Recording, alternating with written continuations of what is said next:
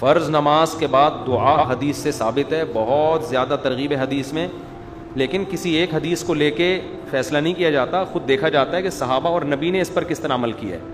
تو حدیث میں جو فرائض کے بعد اتنی دعائیں ہیں، لیکن ہم نہیں دیکھتے کہ ہمیں کوئی ایسی حدیث ملتی ہو کہ نماز کے بعد صحابہ نے ہاتھ اٹھا کے اجتماعی دعا مانگی ہو.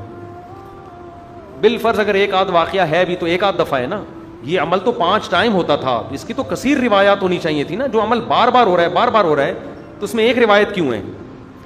تو اس لیے، اور پھر فقہ کی کتابوں میں بھی، کیونکہ فقہ تو قرآن و حدیث ہی کا نچوڑ ہے، تو فقہ کی کتابوں میں بھی نہیں ملتا. جو عربی کتابیں ہیں، جو فقہ کی اصل کتابیں ہیں، جو صدیوں پہلے لکھی گئی ہیں، ان میں بھی تذکرہ نہیں ملتا.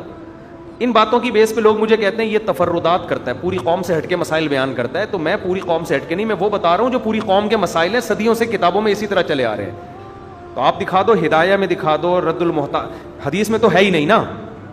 تو آپ فقہ کی طرف اگر آتے ہو تو فقہ شافعی میں دکھا دو، فقہ مالکی میں دکھا دو، فقہ حنبلی میں دکھا دو، فقہ حنفی میں دکھا دو، لیکن فقہ حنفی کی عربی کتابوں میں، اردو میں نہیں.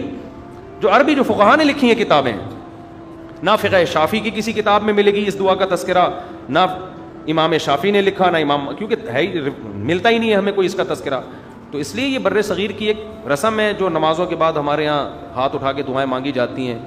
پھر اس کا خام خواہ میں دفاع بھی لوگ شروع کر دیتے ہیں، اس کو دیوبندیت کا مسئلہ بنا لیتے ہیں.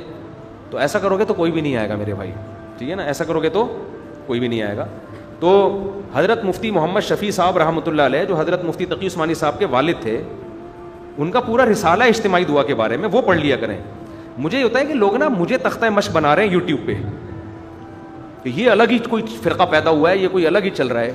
بھائی آپ اپنے اکابر کی، جو ہمارے بھی اکابر ہیں، انہیں کی کتابیں اٹھا کے دیکھ لیں. حضرت مفتی محمد شفیع صاحب رحمۃ اللہ علیہ جو مفتی اعظم تھے، ان کا پورا دعا کے پر رسالہ ہے. وہ وہی باتیں کر رہے ہیں جو میں کر رہا ہوں، یعنی میں وہی باتیں کر رہا ہوں جو وہ کر رہے ہیں، الٹا ہو گیا نا. ٹھیک ہے نا، وہ بڑے ہیں ہم تو چھوٹے ہیں. تو پھر بھی ہم یہ اس میں اعتدال کے وہ ہے کہ آپ اماموں پہ فتوے نہ لگائیں، جا کے مسجدوں میں فساد پیدا نہ کریں. کوئی کر رہا ہے تو کرنے دیں اس کو، بدعتی نہ کہیں اس کو، ٹھیک ہے. ان کی اپنی کوئی دلیل ہوگی، ہم تو صرف یہ کہہ رہے ہیں ہمیں برا بلا نہ کہیں اس مسئلے کی وجہ سے.